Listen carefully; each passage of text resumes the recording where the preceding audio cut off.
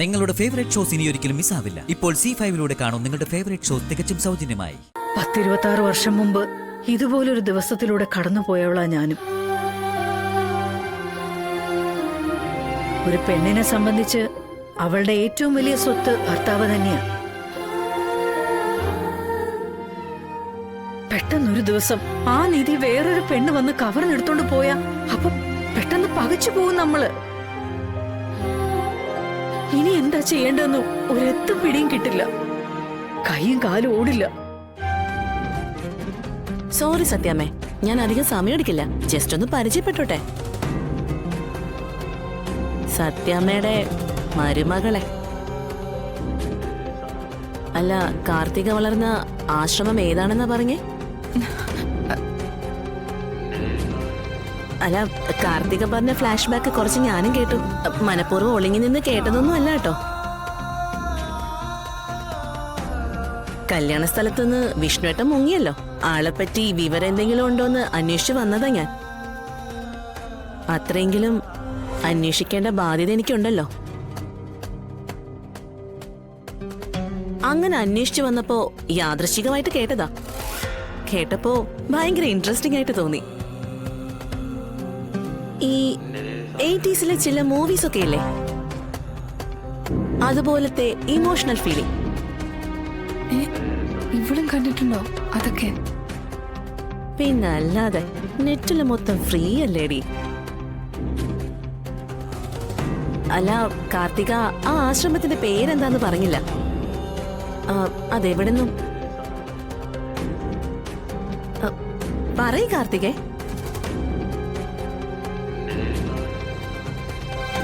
എന്താ ഓർമ്മയില്ലേ? അല്ല, പിറന്നു വീണ അനാഥാശ്രമം ഏതാന്നും എവിടെയാന്നും അറിയില്ലേ കാർത്തികയ്ക്ക്? അവിടെ തന്നെയല്ലേ കാർത്തിക വളർന്നതും. ഇത്ര നാളും അവിടെ ആയിരുന്നില്ലേ?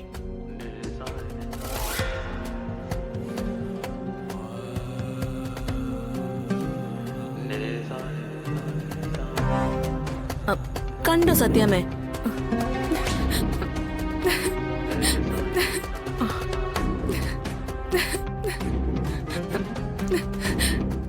മോളെ മോളെ എന്ത്?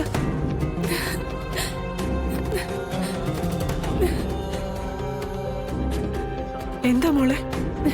എന്നോട് ഒന്ന് ചോദിക്കലേന്ന് പറയ് സത്യാമ്മ.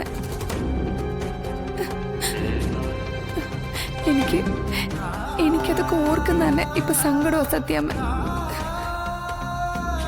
സത്യാമ്മ, ഇത് മതി മതി.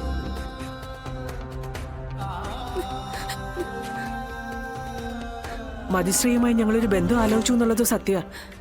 നടക്കാതെ പോയത് ഞങ്ങളുടെ കുറ്റം കൊണ്ടല്ല. അവന് വിഷ്ണുവിനിഷ്ടം ദേ ഇവിടെയാ. പ്ലീസ് ഇനി അക്കാര്യം മറക്കുക.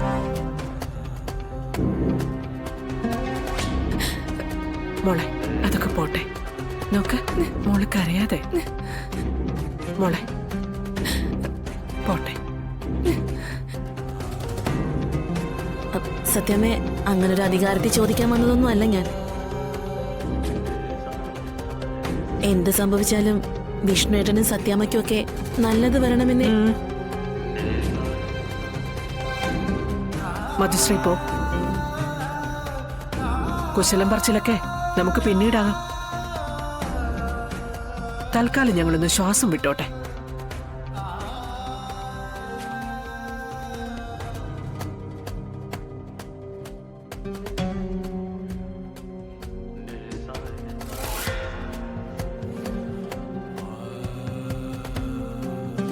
വിചാരിച്ചതിനേക്കാൾ മിടുക്കി.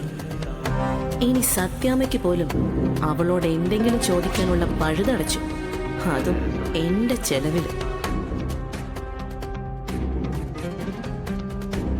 പക്ഷേ ഈ അവതാരത്തിന്റെ ഉദ്ദേശം എന്താന്ന് കൂടി അറിയണം. ഇല്ലെങ്കിൽ കളിയിലെ കോമാളി മാത്രമായി പോകും ഈ മധുശ്രീ.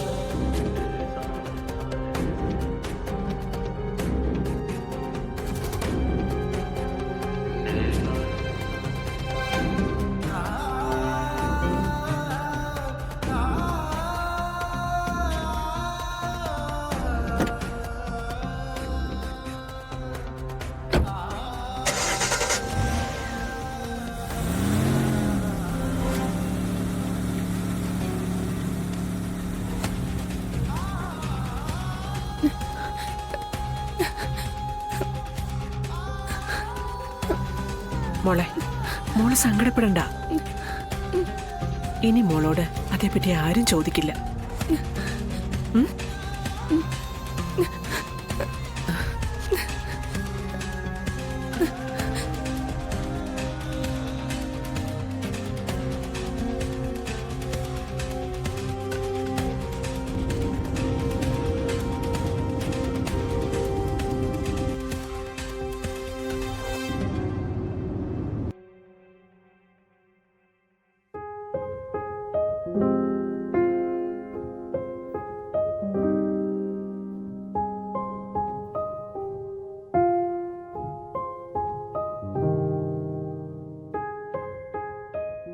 വേറെ ആരെയും കുറ്റം പറയാൻ പറ്റില്ല.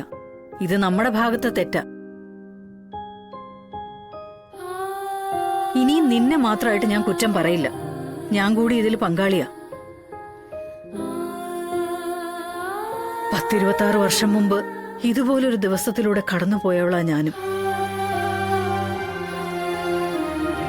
ഒരു പെണ്ണിനെ സംബന്ധിച്ച് അവളുടെ ഏറ്റവും വലിയ സ്വത്ത് ഭർത്താവ് തന്നെയാ. പെട്ടെന്നൊരു ദിവസം ആ നിധി വേറൊരു പെണ്ണ് വന്ന് കവർന്നെടുത്തോണ്ട് പോയാ അപ്പൊ പെട്ടെന്ന് പകച്ചു പോകും നമ്മള്.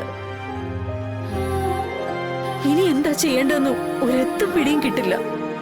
കൈയും കാലും ഓടില്ല. മുന്നിൽ കത്തി നിന്നൊരു സൂര്യൻ പെട്ടെന്ന് കെട്ടുപോയതുപോലെ കൂരിരുട്ട്. ഇന്നലെ വരെ ഏതാപത്തിലും നമ്മളെ ചേർത്ത് പിടിച്ചിരുന്ന കരങ്ങള് ഇനി അങ്ങോട്ട് ഇല്ല. വേറൊരു പെണ്ണ് പിടിച്ചു വച്ചിരിക്കാത്. അവളുടെ സ്വത്താ ഇനി അയാള്. അയാളെ സംബന്ധിച്ച് നമുക്ക് ഇനിയൊരു അധികാരവും ഇല്ല. നമ്മളെ വേദനിച്ചാലോ കരഞ്ഞാലോ പോട്ടെ, സാരമില്ല, ഞാനില്ലേ കൂടെ എന്നൊരു വാക്ക് കിട്ടാനില്ല. നമ്മുടെ എല്ലാ ആശകളും പ്രതീക്ഷകളും അസ്തമിച്ചു. ജീവിതം തന്നെ ഒരു ഭാരമായി തീരും. ശാരദാമ്മേ, ഈ സമയത്ത് ഇനി ഏത് സമയത്ത് പറയണോടി?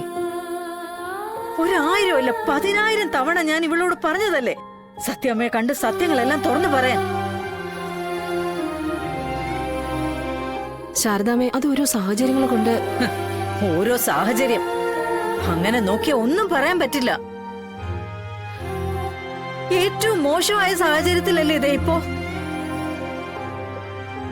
എടി, അവര് കല്യാണം കഴിഞ്ഞു.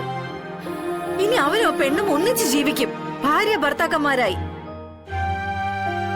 പിന്നെ അവർക്ക് കുട്ടികൾ പിറക്കും. ഇതിനിടയിൽ ഏത് സാഹചര്യത്തിലാ ഇനി അവള് പോയി സംസാരിക്കാൻ പോകുന്നത്? ഡൗൺലോഡ് ചെയ്യൂ C5 ആപ്പ്. കാണൂ എല്ലാ എപ്പിസോഡുകളും സൗജന്യമായി.